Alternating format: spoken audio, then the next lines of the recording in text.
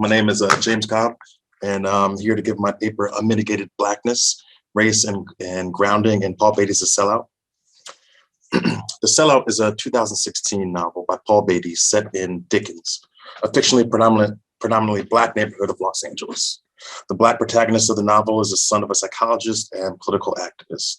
The father, neither the narrator nor his father are given full names in this novel, so I should just refer to them as the father and the narrator. Spends his whole career theorizing over Black life and attempts to pass down this knowledge to his son with varying degrees of success. The novel itself is an attempt to work through standing conceptions of race, both from a theoretical and pragmatic perspective. The narrator has inherited a wide breadth of knowledge, both from his experience and from his father, about what Blackness is. But to a wide degree, he finds that to exist as Black in the world he inhabits, he must establish a metaphysical framework for Black being that is quite different from his father's. In this talk, I want to think through the difference between the father and the son's theories on Blackness and analyzing a role they both shared. The Nigger Whisperer. I'll quickly let you know that this is a satirical novel. We won't have time today to explore the novel in so much as it is a satire, but it is important to mention lest people move ahead to alternative interpretations. The Nigger Whisperer's job is to respond when called by police or the Black community. The novel doesn't make it especially clear. When a Black person, quote, done lost their motherfucking mind. It is then the Nigger Whisperer's job to talk down the person in question before he's killed by the police or causes harm to the community. The narrator's father succeeds in this role through his deep baritone voice, his gentle and earnest embrace, but most crucially, the questions he poses to the person in crisis. Brother, quote, brother, you have to ask yourself two questions. Who am I and how may I become myself? End quote. A series of questions that the son will also ask when he assumes the role. More traditionally, an analysis of the work would employ theories taken from Black studies. I'm hesitant to do so, to engage entirely with those theories in this work. And that was kind of the impetus behind this, because of the broad influence of Heidegger through Amir Baraka and Fred Moten. As in these theories, the Black body is objectified through an external definition of which he has no control, which the Black subject has no control. Ontological theorizations of Heidegger have proved especially apt in evaluating Black existence. They are common and everywhere. However, approaching Black being through this lens forces the theorists into two camps, not explicitly two, but mainly two. Either objectification can be overcome, that there is some subjectivity available in one way or another to the Black subject, or the Black subject is doomed to exist in a state of non-being, and this is principally the theorization of Afro-pessimism. I've often wondered why Black literary studies does not turn more often to contemporary analytic philosophy, particularly the domain of metaphysics, to allow a better reading of the metaphysical structure of the Black body. In researching this talk and reading about the tension between feminist metaphysics and social ontology more broadly, using feminist metaphysics, principally because just doing my research, I found that there's a similarity, especially taken from Sally Haslanger, between the conceptions of race and gender. So there is a tension between feminist metaphysics and what Mikkola calls mainstream metaphysics.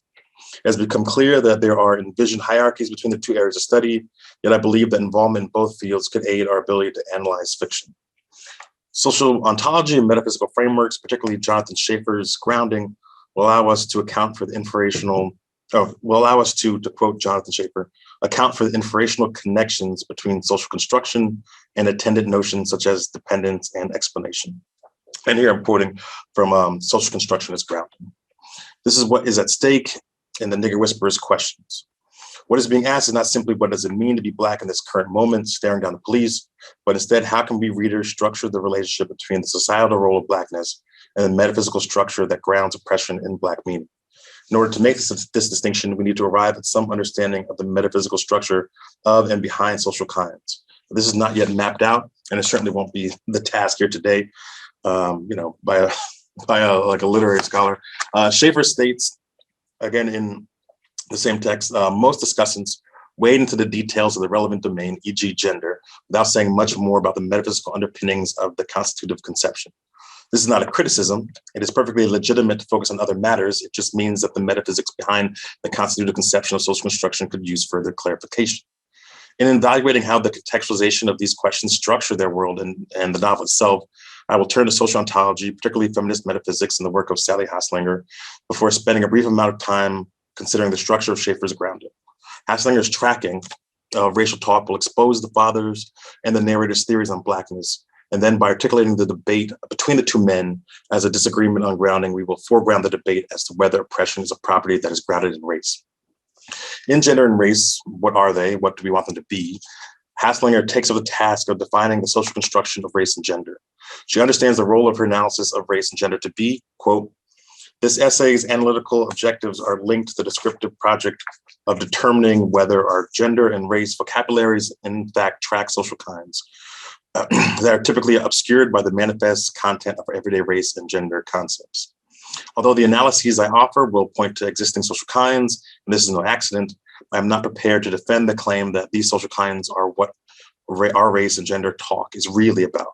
My priority is this inquiry is not to capture what we do mean, but how we might usefully revise what we mean for certain theoretical and political purposes.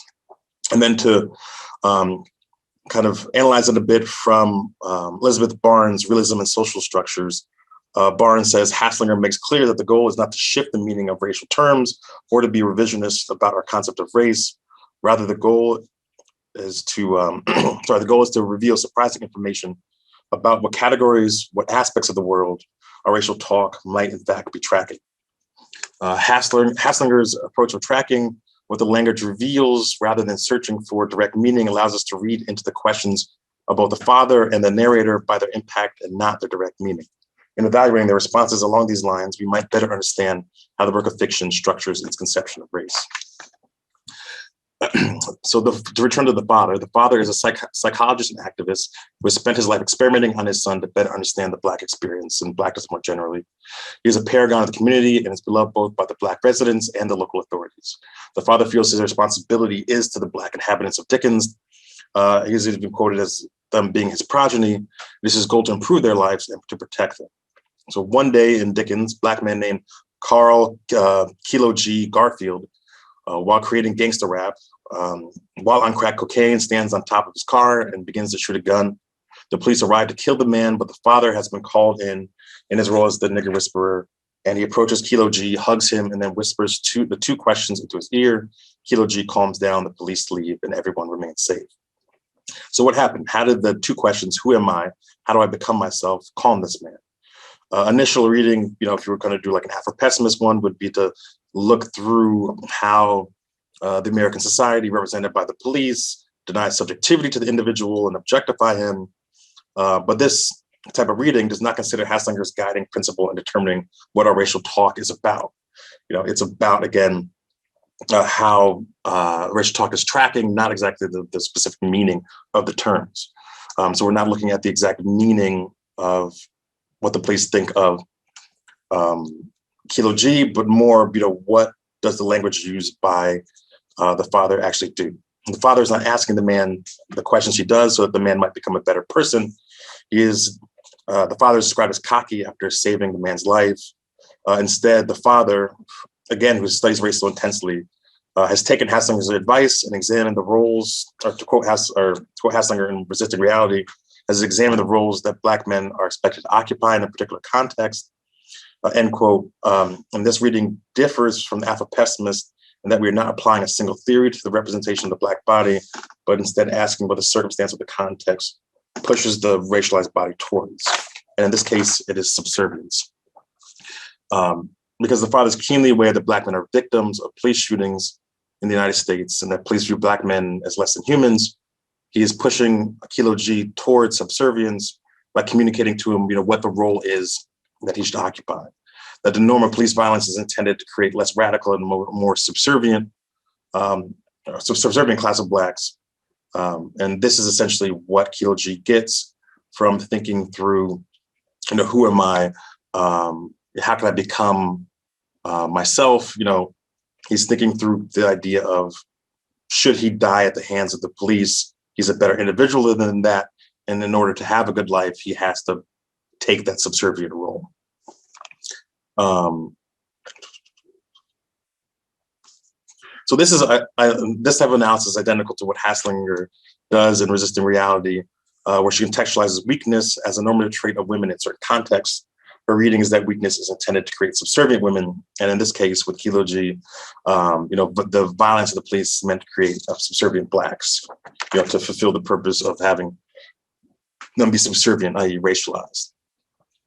So then, to move to the narrator, after the father's death at the hands of the police, the narrator steps into the role of the nigger whisperer, though reluctantly. But his case is a little bit different. The individual he addresses is drastically opposed to the man that Kilo G, that his father addressed.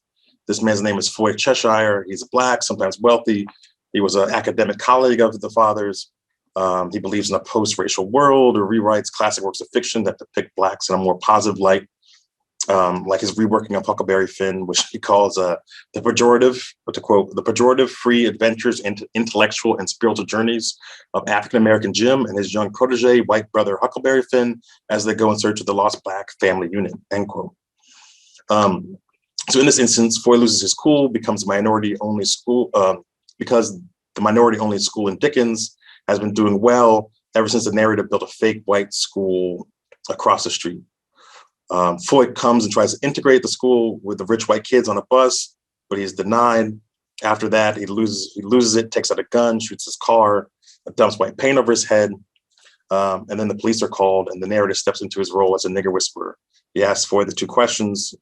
You have to ask yourself, who am I, or quote, who am I, and how may I become myself, end quote. And instead of responding to the question, Foy shoots the narrator. So both the narrator and the father are doing the same thing. They are exposing erratic Black men acting outside the normative structure of society, and they're trying to reel them in back into the societal norms. But is the narrator equally evaluating what our racial talk might be tracking? When the narrator walks with the Foy is ready to commit suicide. We might assume that in asking the question, the assumed outcome would be for Foy to calm down, but he doesn't calm down like Kilo G did. He shoots the narrator. So to follow up, to continue this tracking, why would the contemplation of the societal role of Blacks cause him to strike out in violence? Foy has spent his life advocating for a post-racial society, but the narrator points out, not to Foy, but in just kind of conversation and kind of this internal monologue, quote, nothing has changed. In fact, things have gotten worse, end quote, and again, contemplating Foy's actions in society and his activism. So unlike Kilo G, Foy is attempting to remove oppression from Blackness. But what the narrator's question reveals to Foy is that there's no changing the social role of Blacks in America, that all his activism, again, is changing the name of these books, this attempt to be post-racial, it hasn't worked. Things have gotten worse. And so this is, revealed in his interactions with how the narrator is able to turn around this Black school. So the social roles available for Foy to occupy are not the post-racial ones that he assumed, but they are the ones that predated his activism, the ones of oppression. His views on progress of becoming like white people by getting rid of race is shown to be flawed.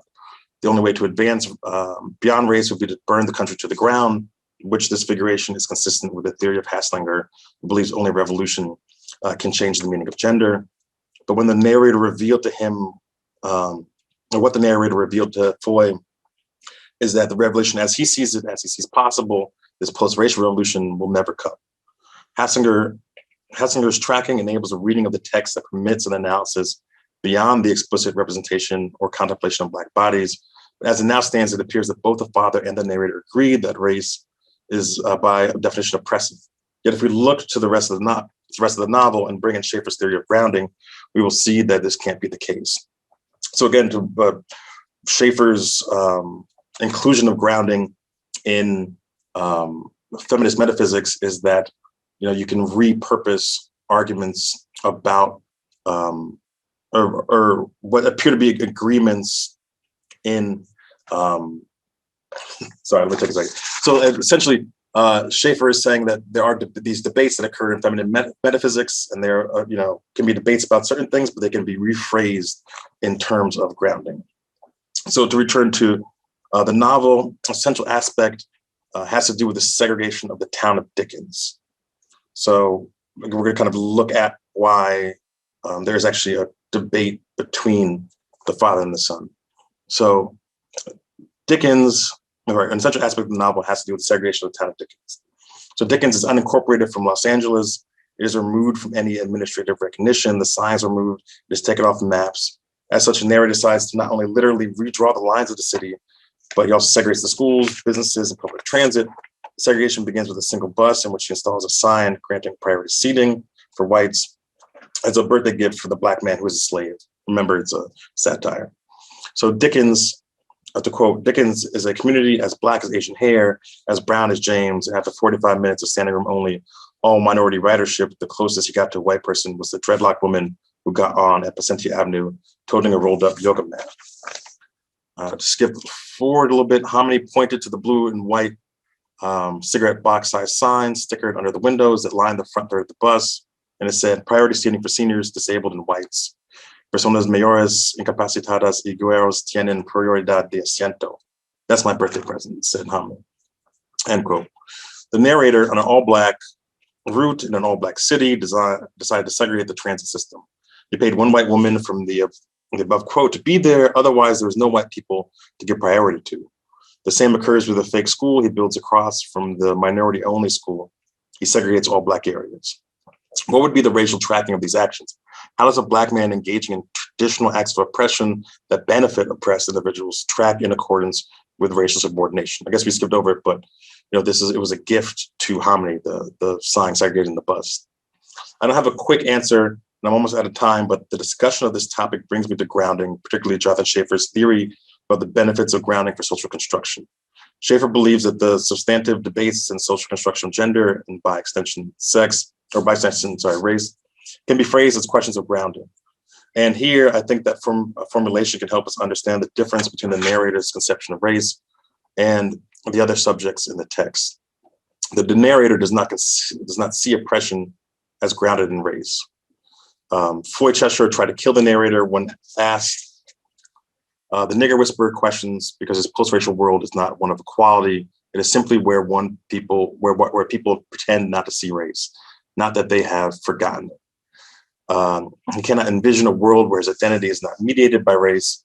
As such, his first thought was to lash out at himself to erase his own identity, holding the gun to his head. But then he recalls he can simply kill the reminder of race and go back to pretending. The narrator, on the other hand, has learned from attempts to transcend race like Foy or change it like his father, that such tasks are impossible, right? His father doesn't end up really improving the lives of individuals in Dickens, gets unincorporated. And Foy, does his activism and, sees no gain for the Black community in his activism or academic work. But through, the creation of these signs, through the acknowledgement of race, the narrator is actually able to do good with the school. I said the narrator, on the other hand, has learned from his attempts to transcend race like Foy or change it like his father. Such a task is impossible. Instead, again, to go back to these signs, the narrator relies on what he calls unmitigated Blackness. To quote, unmitigated Blackness, this essay's passive fiction is the realization that there are no absolutes except when there are. It's the acceptance of contradiction not being a sin and a crime, but human frailty like split ends and libertarianism. Unmitigated Blackness is coming to the realization that as fucked up and meaningless as it all is, sometimes it's a lot of nihilism that makes life worth living. Unmitigated Blackness is also simply not giving a fuck, to again quote the text. It is a narrator's expansion on the theories of his father's teacher, F.K.M. Mee, in which he posits that the last stage of Black identity is one in which Blackness is not completely grounded in oppression. The nuance here is that clearly Blackness and race as a societal role is involved with oppression, but subjugation is not entailed in all instances in which a person is racialized. Again, if you think about the school doing well, despite direct influence from the white school next door, or the kind of happiness of Hominy in being recognized in his race, but not being oppressed in it.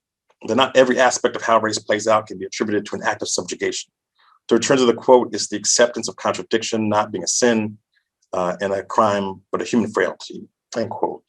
The fake white-only school reminds the children in the Haslanger sense that oppression exists, even as not the social role they continuously occupy. The presence of the structure of racial oppression allows one to see how it manipulates if the two other options, manipulates the subordination. If the two other options for action are submission or willful ignorance, then it is more important to stay cognizant of racialization so one can be aware of the oppressive aspects rather than attempt to overlook race entirely. There's a difficulty of grounding the property of oppression in metaphysical frameworks that has social ontologists and the creators of these frameworks at odds. But I believe that this is all the more reason to interrogate where oppression is grounded in relation to race and gender, or discover if it can even be pinpointed. Well, thank you very much for listening to my talk. I look forward to discussing some of these topics in the Q&A. Have a good day.